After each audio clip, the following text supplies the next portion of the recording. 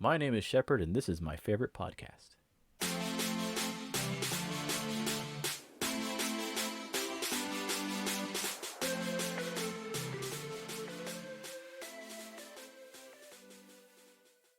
Welcome to the Forthright Gaming Podcast, gaming content made by gamers for gamers.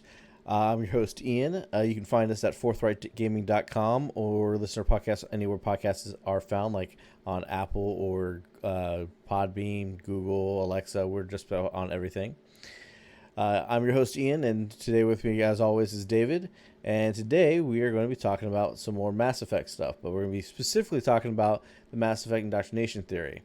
Now, if you're new to the franchise, you may not have heard about this. Fans like us who've played this since launch, there was a time where YouTube was full of nothing but everybody talking about indoctrination theory. There's video after video of it. But this is something that is a pretty big theory amongst fans, and BioWare has made a specific choice not to deny it and not to confirm it. So it's up for lots of discussions for everybody. Yeah, and first off, it's also worth pointing out that we're going to go into some stuff across all three games, primarily in the latter two. And it's worth pointing out that the lead writer of Mass Effect 1 and 2, Drew Karpyshyn, I apologize if I'm pronouncing that incorrectly, he actually left before Mass Effect 2 was completed, and then Mac Walters took over from there. So it's well known that he stated himself his ending was planned on being different from what we got in the end. And there's some writers that have said and laid their claim as to what the ending truly is. But what we want to discuss here is our thoughts behind why the game actually supports indoctrination theory and how it differs from the traditional thinking you see around the internet. Now, before we delve further, it's worth noting that there are many theories floating out on the internet as to what the truth is behind indoctrination theory. We're going to focus on our version of what we think it is, as opposed to the idea that Mass Effect 3 even is entirely indoctrination theory, right? You've seen those conversations out there, and I don't really agree with that. Yeah, and that's why there's the big argument here between indoctrination theory, because people who believe it, well, at least some versions of it, is basically saying that everything that happens in the third game happens in your head and doesn't really happen at all. And then there's a few other different ideas of like what's going on, that maybe just the end of Mass Effect 3 is completely in your head and isn't real. I don't like to believe the concept that I played a whole game and it didn't matter. That seems really ridiculous to me. But we'll jump into all that here shortly. But again, we are going to be referencing things from all three games. So like I said, this is a podcast definitely for those of you who are fans who have played all three games and have deep dived into like every side mission of the game, because we're going to be talking about even the smallest mentions that the game has to indoctrination. Yeah, and there's a lot to cover, so we're just gonna go over some main points and even some small points, but don't want to get too lost in this because really you can go to the nth degree on this, and really for us, I would say the beginning of it, which I think you had a good point on this, and I thought about it more, and I think you're right, is if this is supported by the game, the beginning of indoctrination really starts in Mass Effect 2. In Mass Effect 1, you're not really near anything Reaper oriented that could indoctrinate Shepard.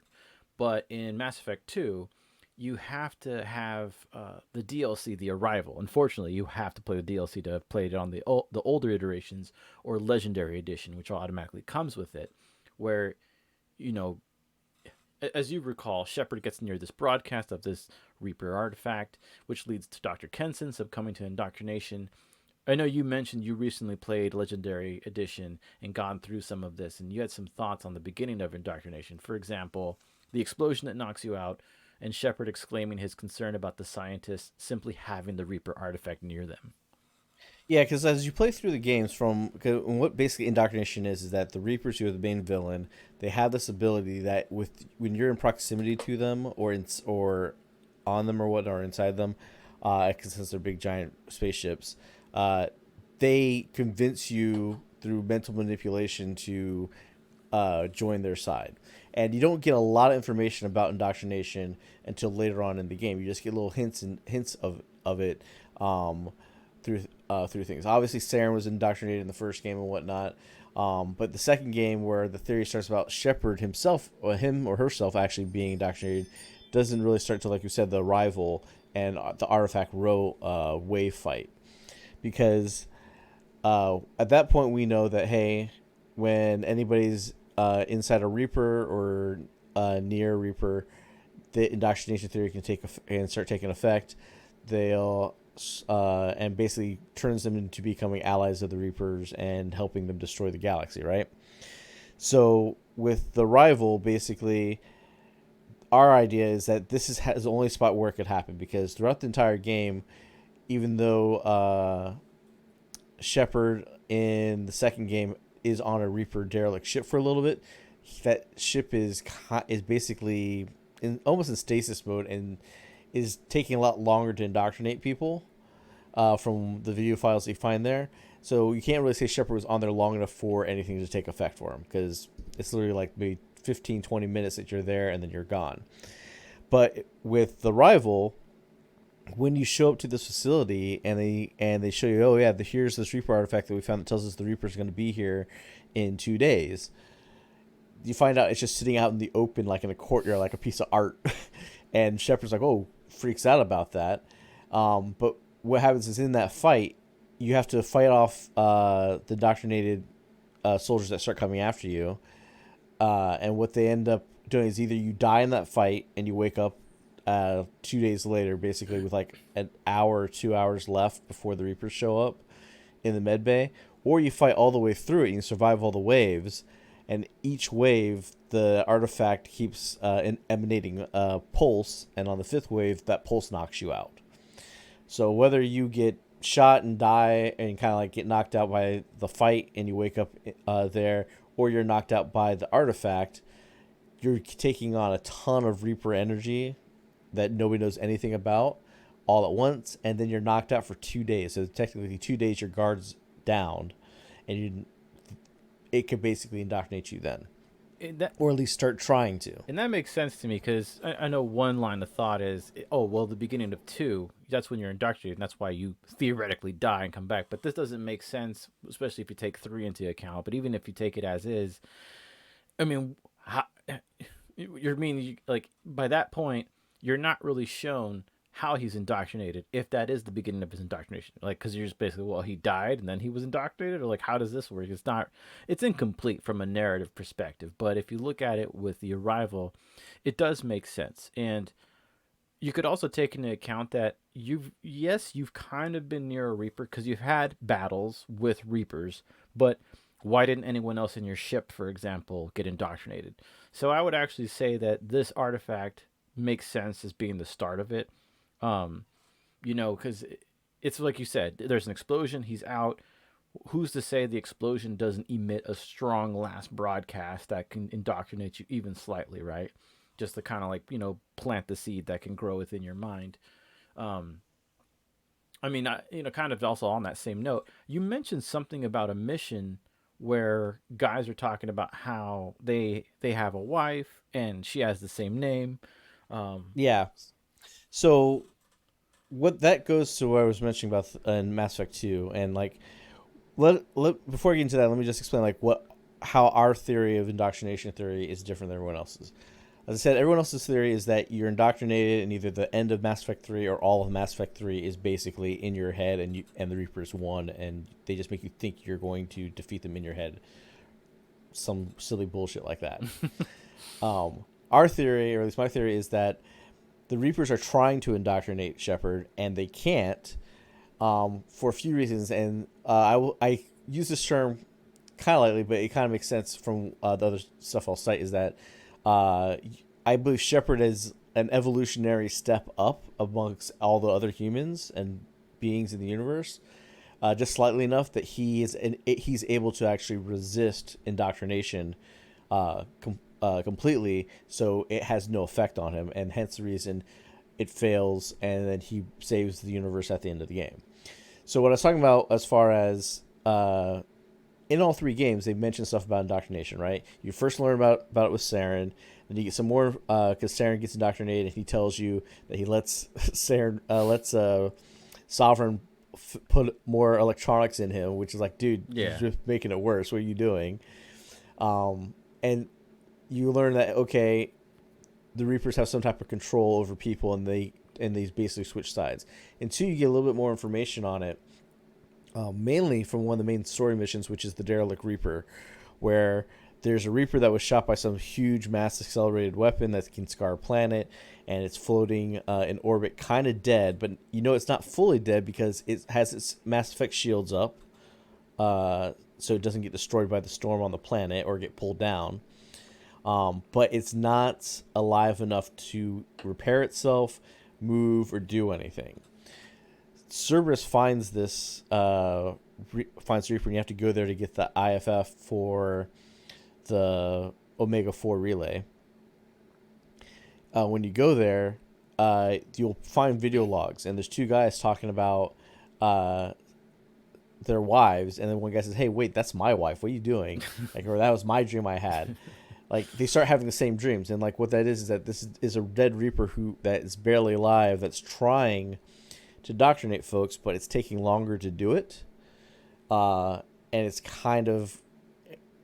not as strong, so it's invading their dreams, messing with their minds, giving them migraines and headaches to try and turn them. Basically, those scientists are what you consider to be the husk that are there on that ship, instead of being fully indoctrinated and able to try and repair it or whatnot. That's where you first hear kind of a method of it, right? And then when you hear that, it makes you remember what the Queen Rachni said in the first game, which was, "Oh yeah, the Reaper's song is dark and muddy, and it invades us, and we don't like the sound of it, but it convinced our race to go to war." That's part of them describing indoctrination, but the reason why it gets overlooked is because the Rachni describe communication very differently than any other species, because they see your voice, your sound, see sound as colors, how they describe it, and so it kind of gets wishy-washy there as far as the connection, but it gets more solid when you get to Mass Effect 3. So by the end of 2, we know kind of how indoctrination's working and how it's how at least it affects humans. By Mass Effect 3, what basically has happened there, right? Shepard was out for almost 2 days, kind of trying to be indoctrinated, but he was unconscious, so there was no active brainwave on his part, no dreams to interact with at the time. He wakes up, saves the day, destroys the mass relay in that system, stops Reapers from showing up. Goes to jail. Since there's no Mass Effect 3 opens up, right? Reapers show up. The threat's real again. They're nearby again. And at the end of the first intro act is basically this dream sequence where Shepard is in this forest chasing the kid that he saw get killed. But as you play through 3, in between all the acts are these dream sequences. As the dream sequences go on, more details are kind of added to them. I think after the first one, there's these oily looking shadows. And oily shadows is how the Rachni describe the Reapers. So people connect that to, hey, look, that's indoctrination. And I think what's happening here is that because Shepard was knocked out for 2 days, and then left the influence of the artifact, went on about his business, the Reaper indoctrination effect is trying to take hold, but it's doing it very slowly because he's not in direct contact, but he's had enough of an impact that it's there in the back of his head. So that's why he has those dream sequences, which are kind of the breaks between the acts of Mass Effect 3. Now, the other thing with this theory, and why I also think it's an evolutionary thing, is because all throughout Mass Effect 1, Liara has lines that she says, "Wow, you must have a very strong mind to be able to handle the beacon," right? Because we know Saren could understand what was going on or could handle it because he was already indoctrinated by a Reaper when he used the Eden Prime beacon. The only other person that we know has used it and kind of understood it was the crazy guy Manuel that you meet as one of the first NPCs that you see in the very beginning of Mass Effect 1. And it's interesting that the assistant to him basically describes him as he's a genius, and the genius and madness are the same, are sides of the same coin, right? Saying he's a little bit crazy, but he's a genius. So he's stable enough, at least before you met him, that The Alliance put him on a top secret priority one mission, right? Like, this is a Prothean beacon. They're not going to put an unstable person on that mission, regardless how smart they are, right? They're going to put their best of the best. This guy's a little wonky. I think by the time you meet him, it's obvious he's already seen the beacon because he describes to you exactly what's in it, right? Yeah. He says, "Our masters are coming. Am I mad to know that the end's here and the masters are coming and they're going to destroy us?" He already knows what's going to happen. And yet at the time, because it's the beginning of the game, you just think he's being crazy. So that's why some people punch him out, other people just leave him alone. But that's somebody whose mind is different than everybody else's, right? He's either, maybe he's autistic, maybe he has some mental disability, who knows. He's understood what's happening. He knows what's going to happen, and it's kind of also broke him a little bit as well, because immediately he's like, oh, there's nothing we can do. But people wave him off as just being crazy. And with that, and how Liara keeps saying, wow, I can't believe you took the beacon without any knowledge prior and didn't crack, right? So there's something special specifically about Shepard. That's like your first hint of it. And then, obviously, in 2, Cerberus makes you even more because they've added more stuff to you when they rebuilt your body and whatnot and brought you back from the dead. So that's kind of building up, and like the little hints that you get that at the end of by the time you finish the game, you have to go back and think about those things to understand that, oh wait, these are hints to the indoctrination stuff that is happening.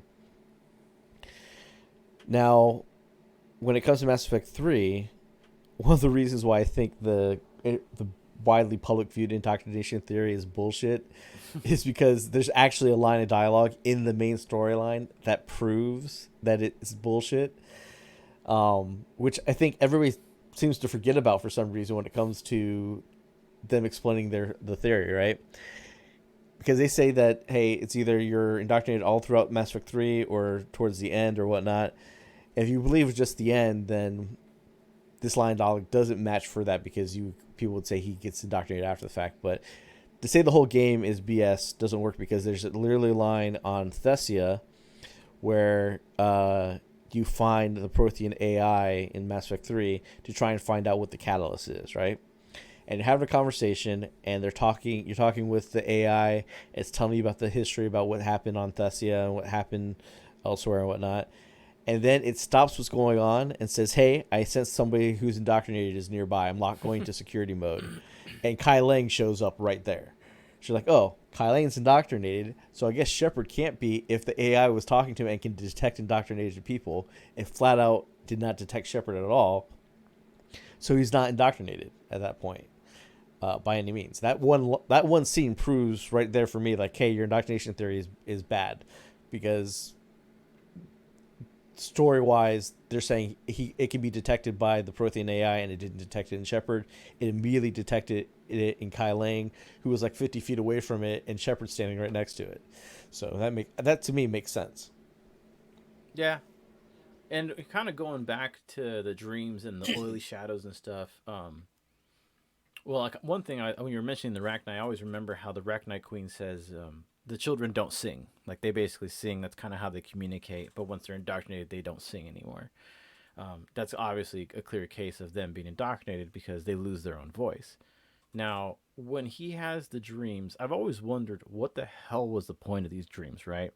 Because on one hand, yes, he's seeing this boy, which eventually does become the catalyst to some degree, which we'll get into later. But what is the point of these dreams? What is the point of the child? And the only thing I could think of is, I think it's testing him, right? I think it's trying to find a weakness in him.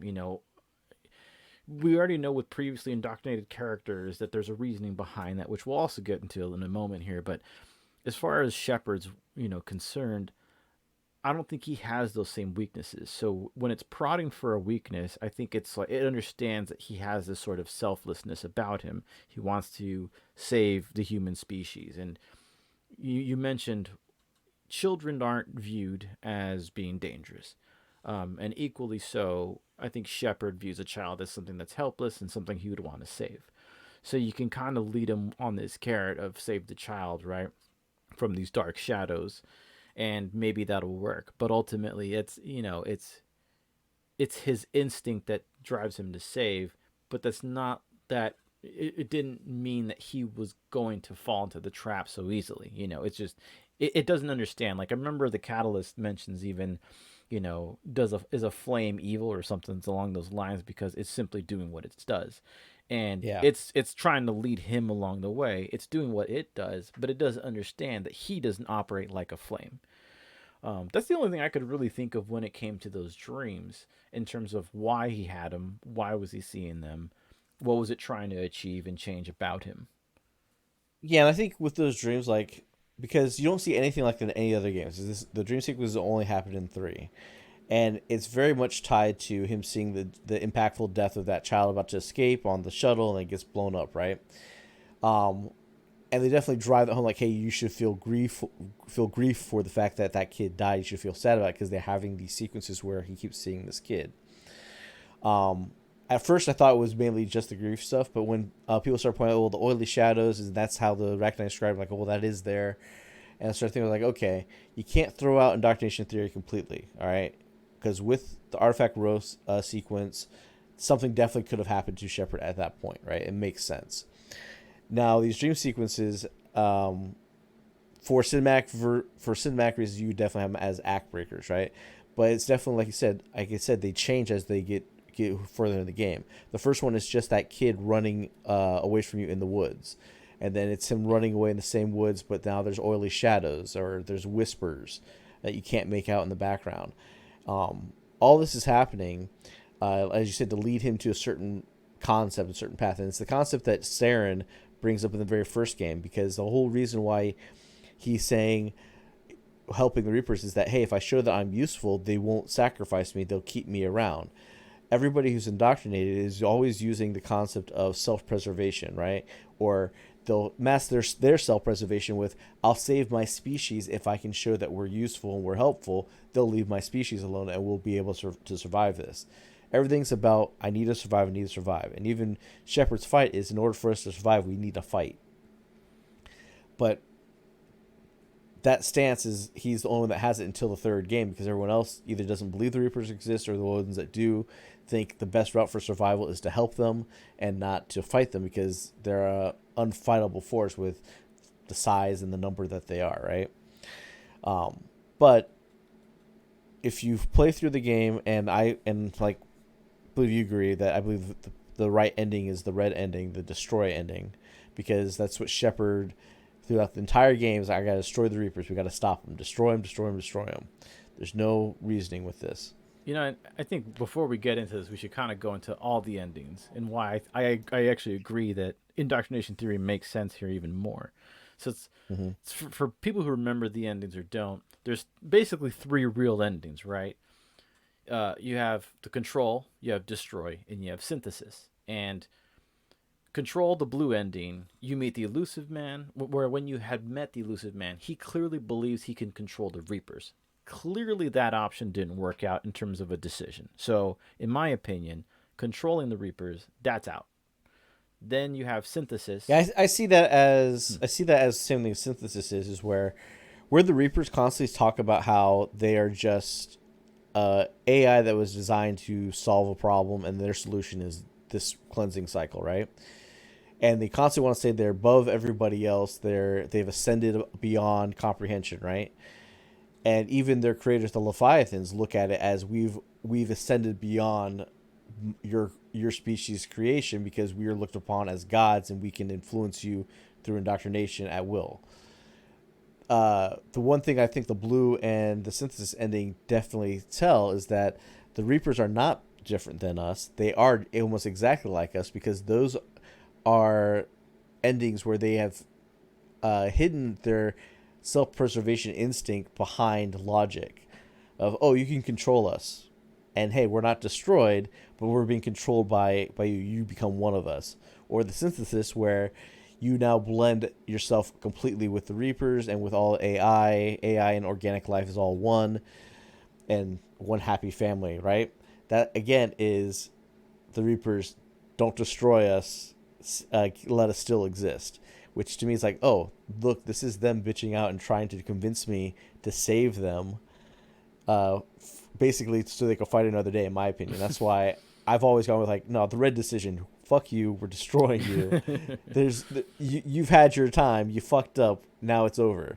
because that's the other thing is that when you meet the catalyst, which is the golden child thing, or takes the image of the child that you've been having the dreams about, it says, yeah, this cycle happens over and over again, and you're the furthest one to get this far. So they were expecting this to happen, and to eventually be at one point, the species of the universe would become powerful enough to overcome and defeat them. And at that point, they present you with, well, you could kill us, you can control us, or you could just we could all be one happy family. And it sounds to me as like you got the bad guy in the corner, now he's begging for his life. Yeah, and kind of going back to like synthesis and control being the bad endings. I mean, in my opinion, they'd clearly been tried before, which meant that's a path that already been explored, right?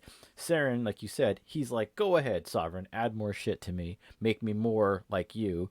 So that's clearly the synthesis, right? And where he goes from being this Turian to being more Reaper, and he synthesizes both, kind of melding them in the middle.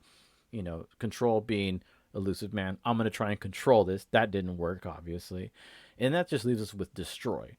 But what's funny about destroy, and this is probably where I differ a little bit from you as to why destroy works. You kind of think it's an evolutionary thing. I don't disagree with that completely, but I keep in mind that he's told that he's gonna die. Right. If he destroys it, he's partially synthetic, which means he might die. Ships will break, the Geth will die, Edie will die. All these things will simply cease to exist, except organic life, right? And it presents it as the guise of, well, I'm here to balance synthetic life versus organic life. If I'm not here, both will not be balanced. Synthetic life will overrun and overtake organic life, and I'm here to protect that from happening.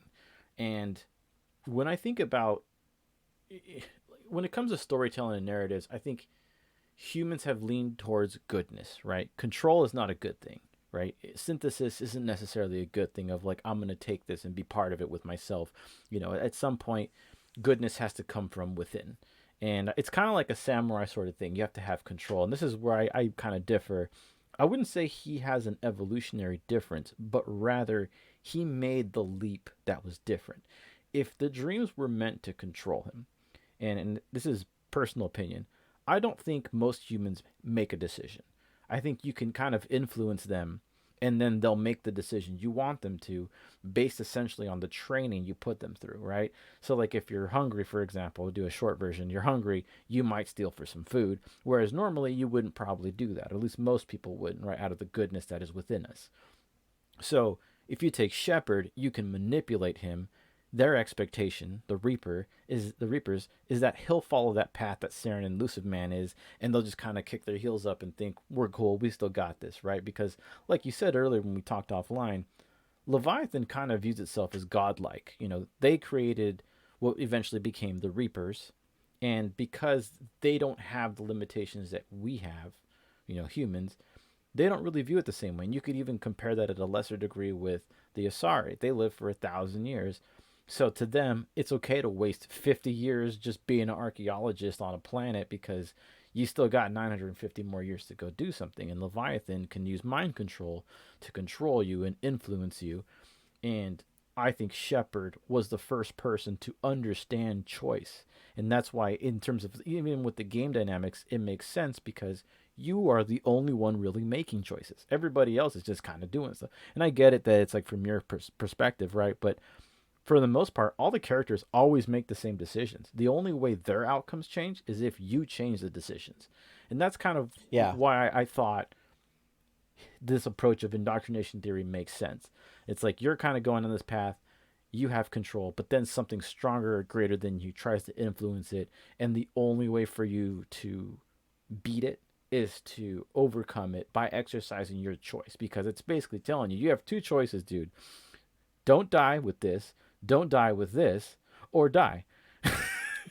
Yeah, and that's the thing is that, as you said, those synthesis and control have been tried before, right? Synthesis, as you described with Saren, letting Sovereign put more electronics in him to become more powerful in his mind, but basically so Sovereign can control him. And the Leviathans, who created the Reapers, trying to control them and realizing, oh shit, we can't. Whatever control they had them on for a little while, but eventually they lost that control and had to go in hiding for their own self-preservation, right? It's not till they meet Shepard that they decide, okay, no, we will finally join the fight and help. I really wish after they added that DLC that they would have added like a Leviathan floating through space to the final battle, but that would be more badass. But those are your two examples of those tried paths being tried and failing. And as you said, what was really interesting with what you said with how nobody's really making decisions with Shepard is kind of right? Because if you talk to Garrus, originally has the point of view of, fuck doing things by the book. I'm just going to be a vigilante, right? But you can change his way of thinking on that. Like, no, there's always ways to do this the right way if you go full Paragon. And you can get him to not be as ruthless as he originally wants to be. Otherwise, he'll end up just being ruthless, right? Totally.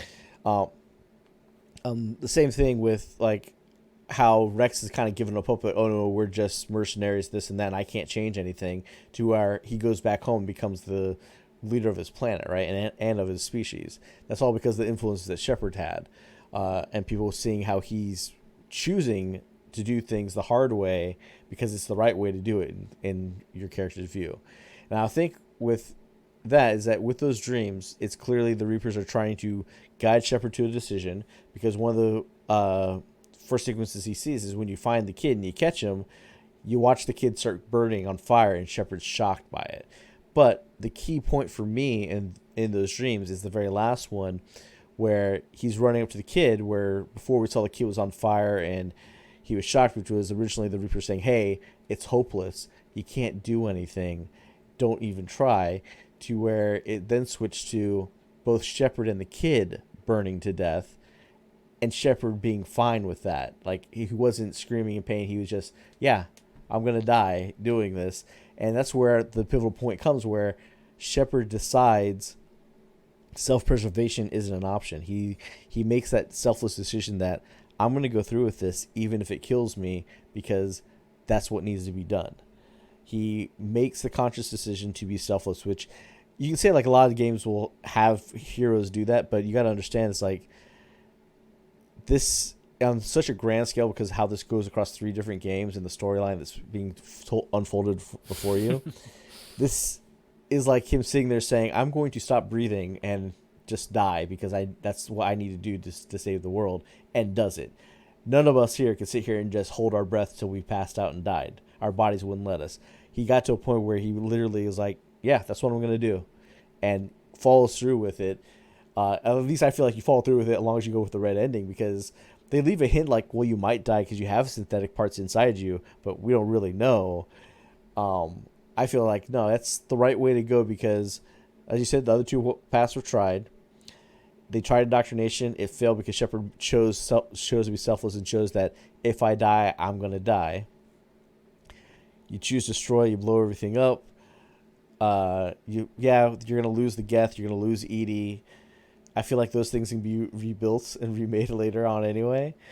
And then you get the Shepard taking a breath at the end. Yeah. That, oh no, look, he survived. And I think like that's the true path of the story is the commitment to our decisions of how we'll proceed, and really going all the way to be truly selfless. Because I don't think I know anybody in this world who is absolutely that selfless, who gives up everything for whatever cause that they believe in, because when it comes down to it, they'll save their own ass if they have to save their own ass. They're not going to go live on the streets and be completely homeless and give every last dime to charity, because if that happened, why does Bill Gates have a big house? Yeah. You know? Why do millionaires have mansions and shit like that? They're not selfless, no matter how much money they give away to charity, because they don't live in, a 2-bedroom apartment like most people do. Yeah, and I think part of that kind of goes back to the fact that, like, I mean, people do kind of I've seen people act completely selfless, but then they have nothing to lose, right? Whereas Shepard, he has something to lose. So for him to give it up, that's a huge price to give. And regarding the indoctrination theory, one thing, and I'm not sure what you feel about this, but I actually think that up until you meet the catalyst, you were pivoting between the dreams, where you're being tested for indoctrination, and then reality, which is when you're awake and just doing a mission.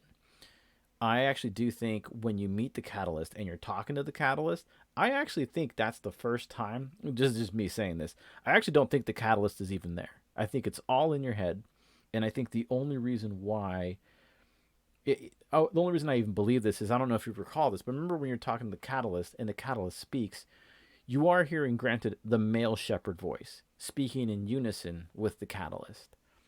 Yeah, that is true. You do hear the voice actors on top of or like underneath the kid's voice as they talk to you, and I can see that being part of it because um, the only evidence to suggest that the kid's there is a one planet description of Mass Effect 1 where it's, hey, this group of people, these group of aliens or whatnot came there. Tell a story of this golden child or child of light that will be there at the end of the world or end of the universe. Like, that's what this sect or religion believes, which is a reference, supposed to be a reference to this child at the end of 3, right? But that's the only one there is to it. It's highly missable, and it can be kind of a stretch. It does make sense that, hey, that kid's not really there. Shepard is on the catalyst.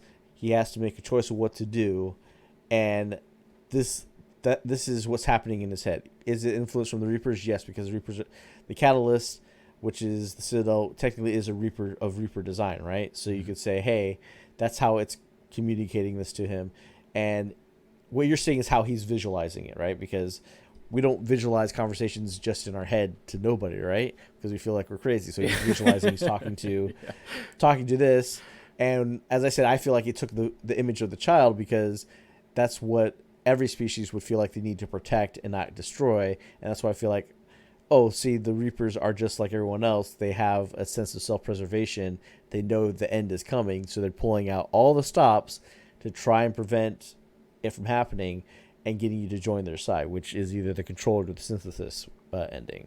Well, with the child, what I think is also worth noting is you've met combat AIs. It specifically states it's an AI construct. It's just not the traditional one you've seen throughout the game, right? But Mm-hmm. AI constructs throughout the game can hurt you.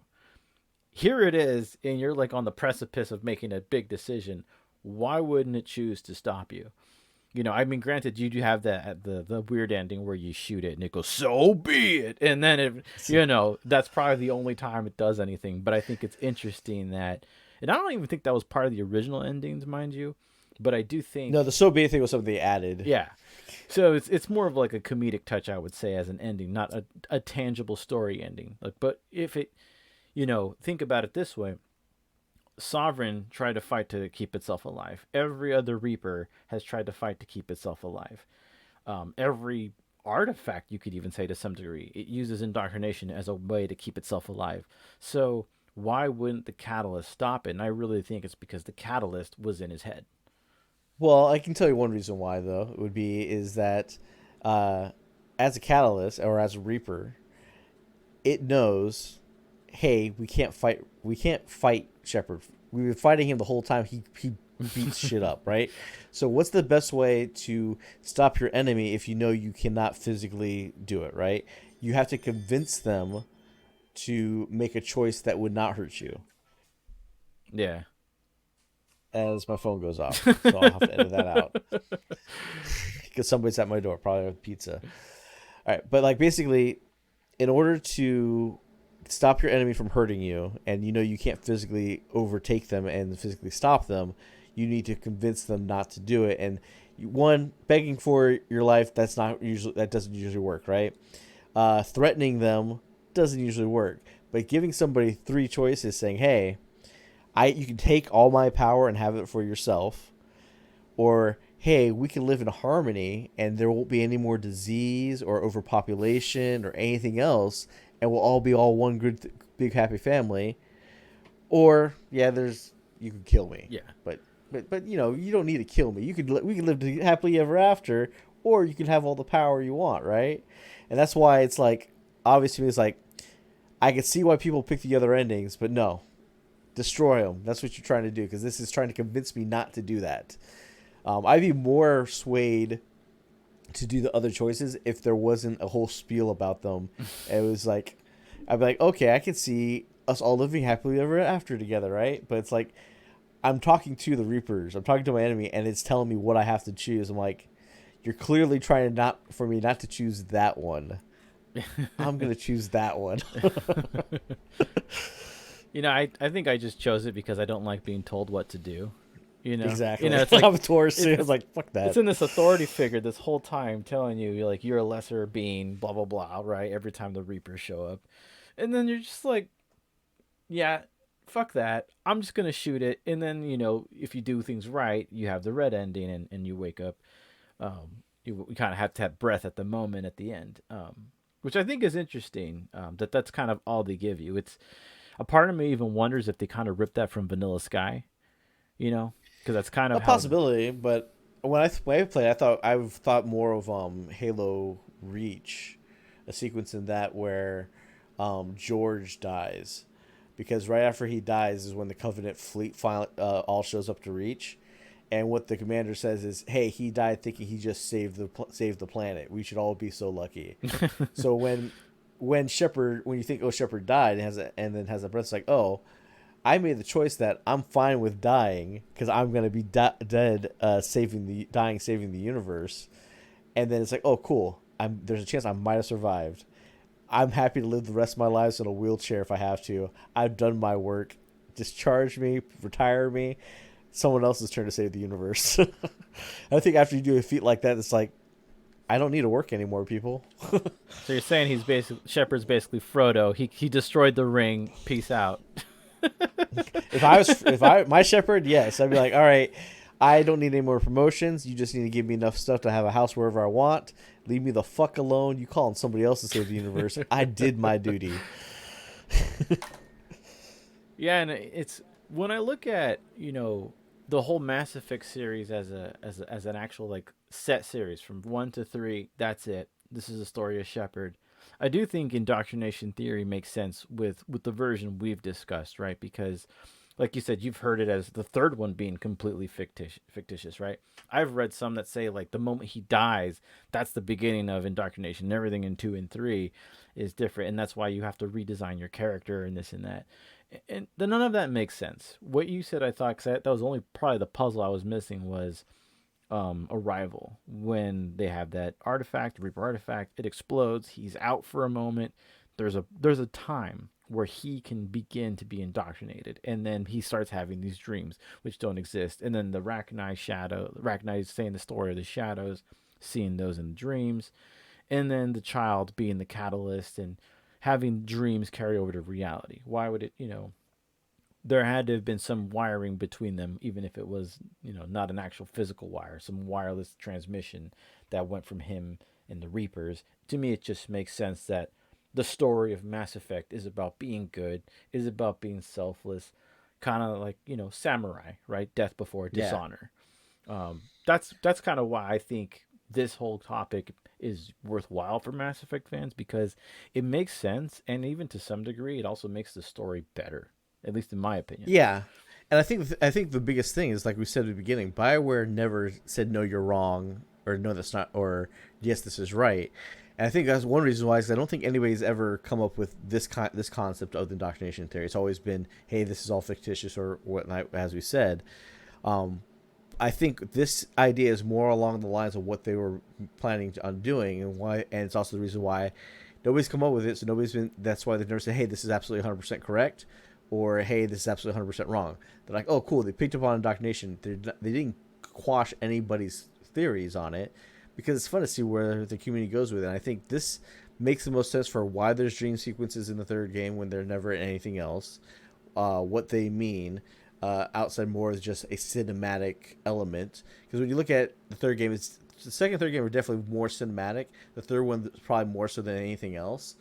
But if you're going to think of this as, all right, this is really happening, this makes sense of why those things happen versus, well, it's an act breaker. So, you're telling a story, have a break in the act. This is how we know Act 2 is starting, or this is how we're going to make the player feel like they feel grief for this one kid, where it's like, dude, people have been dying all around me for 2.5 games. One kid dying should not be affecting Shepard this way, right? Yeah. But it makes sense now that if it's indoctrination, so they're trying to pull at his heartstrings on something. Yeah, So and one thing I'll just tack on, because this is really the last thing I really have to say about Indoctrination Theory and Mass Effect as a whole, is I really think when games really hit their stride, there's something they give you that you walk away with. And for example, with Skyrim, I kind of learned with Skyrim. I was like, wow, so if I actually just like slowly build up experience in life, I can kind of get better at things. If I make better decisions with my assets and my money, I can have more things that I actually care about and get rid of all the crap I don't need, and kind of grow, build myself up at the same time.